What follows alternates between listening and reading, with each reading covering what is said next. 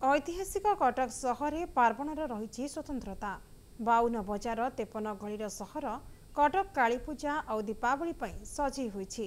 कटकर प्राय 75टी पूजा मंडप रे कराए मां कालींकर पूजार्चना।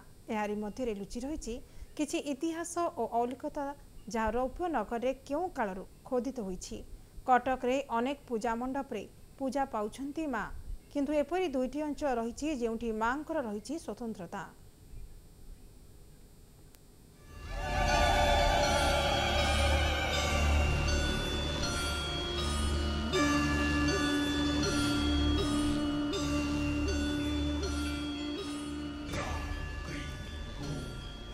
कटकर अनेक मंडपरे पूजा पाउछंती मां काली, किंतु एहारी भितरे कटकर ऐतिहासिक विद्याधरपुर काली पूजा टिके नियारा।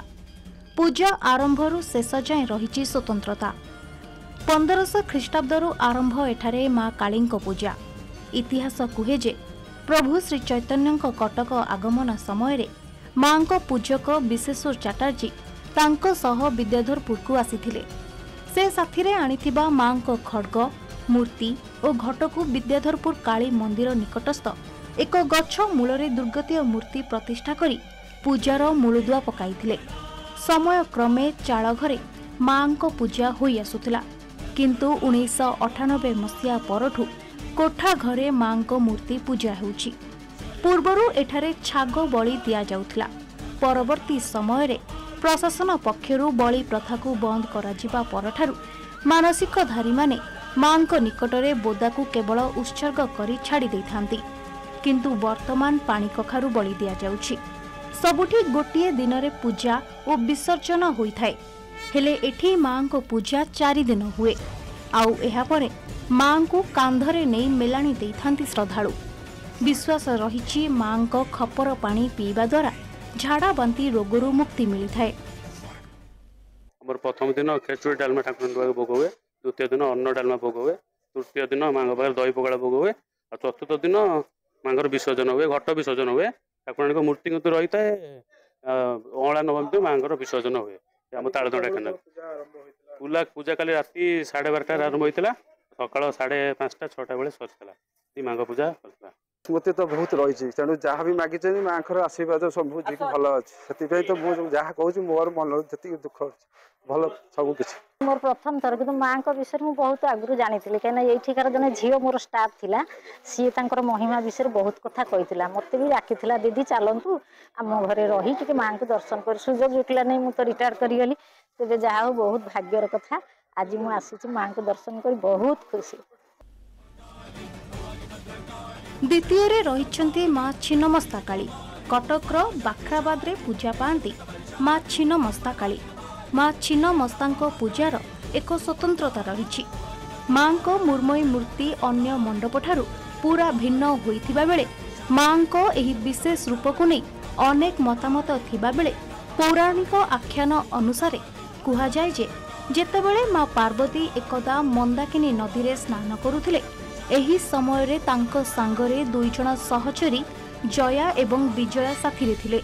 तांको प्रबल भोक लागिबारु मां को भोजन पाई कहिथिले, हेले भोजन पाई किछि नथिबारु मां निजर मस्तक छेदन करिथिले। सेही मस्तकरु रक्तर 3टी धारा बाहरिथिला। गोटिए जया, गोटिए विजया एवं तृतीय धाराटी मां को बाम हस्तरे धारण करिथिबा मस्तक मुख मंध्यारे प्रवेश करिथिला। सेही दिन ठारू मां को छिन्नमस्ता रूपे एठारे पूजा करा जाउछि। मां को एही अलौकिक बेश दर्शन करिबा पई लोकंको भिड़ प्रति वर्ष होइथाय। मांकर नयन तो चाहि होनी, जेतु छिन्नमस्ता तांको नयन को चाहि होनी। से गोटे थाली तंबा थाली रे हळदी पानी होइते, से हळदी पानी रे लोक चाहि थांती। आज्ञा मां को पूजा कले राहु दशा भी कटि थाए। राहु दशा क्षय होते शनिवार आमर शनिवार पूजा करा जाए। 1942 मसीह इंग्रेज शासन टाइम रो एटी मांकर पूजा ही आसुची। मझे किछि दिन बंद थिला, तापर आम साईर आगधाड़ी लोक जने जितेन साहू बेली तांकर प्रचेष्टा रे तापरे मां को एटी पूजा करा जाए। छिन्नमस्ता कालींकर विशेषत्व यह है जे कि ये 16 उपचार 10 ये मध्यरु अन्यतम छिन्नमस्ता। एकदा माँ पार्वती थरे जल क्रीड़ा करने मंदाकिनी नदी में जल क्रीड़ा करुले 2 जन सहचरी जया विजय सहित जहाँ को आम काली माँ पाखे डाकिनी आ सांकिनी रूप में जाचु। से जिते जल क्रीड़ा कला बेले डाकिनी आ सांकिनी को भोक लगी से समय रे माँ कामातुर होते कामातुर होता हेतु माँ वर्ण परिवर्तन हो जाता।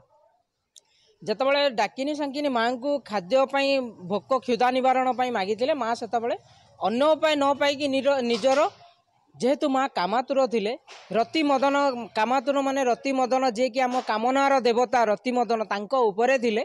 तेणुकरी माँ अन्न उपाय न पाई निजर शिरछेदन कले। निजर ग्रीभारु 3टी रक्तशिरा बाहरी 3 रक्तशिरा मध्यरु गोटे जया गोटे विजया आ अन्यटी निज मुहरे जाइथिला जहाकु कि आमे छिन्नमस्ता रूपे पाऊ। एही 2टी स्थान रे मां को पूजा नियारा होइथिबा बेले एहार महात्म्य मध्य बेस अधिक बोली विश्वास रहिछि।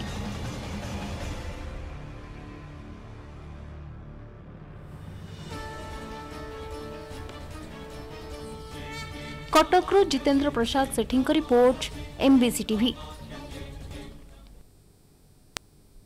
पवित्र दीपावली धरावतरण कर पापनाशिनी माँ काली। एथिपाई सबुठी उत्सवर माहौल चंचल हो उठी पोड़पोड़ार दक्षिणकाली पीठ। कटक नियाली ब्लॉक रतनपुर अंतर्गत पोड़पोड़ा ठारे थिबा माँ दक्षिणकाली पीठरे शह शह वर्ष धरी चली आसुथिबा परंपरा अनुसायी पूजा करा जाउछि। गतकाली चंडी यज्ञ गीतायज्ञ मंगल आरती 16 उपचार पूजा सह स्वतंत्र पूजार्चना करा जाउछि। माँ दर्शन पाई लक्षाधिक मानसिकधारी तथा भक्तंकर सुଅ छुटुछि। भिड़ को दृष्टि रखी नियाली पुलिस पक्षर व्यापक व्यवस्था करा जायछि। अन्यपटे आज बंगीय परंपरा अनुसार माँ पीठरे सिंदूर खेल अनुष्ठित होगा सहित माँ घोषणा यात्रा अनुष्ठित होबार कार्यक्रम रही। तो कालींकर माने अशेष महिमा एठी ये आम पिला बेलू आम देखी आसु ये पूजा होउछंती। आम घरे आम पितामाता भी कहते से भी पिला बेलू देखते बहु पुरातन ये काली एठी चाल घर थिला कालक्रमे एठी हेंची यांकर महिमा अपार महिमा। ये जमी डाकिले ये कथा कहती जी छाग बड़ी जाचंती तांकर माने मानसिक निश्चिंत पूरण हुए। यहाँ लोक सम्मुखें अच्छी जे आंकु जीए बड़ी जाचे जीए श्रद्धार सहकारे डाके तांकर महिमा माने एते विख्यात जे तांकर मानसिक निश्चिंत पूरण हुए।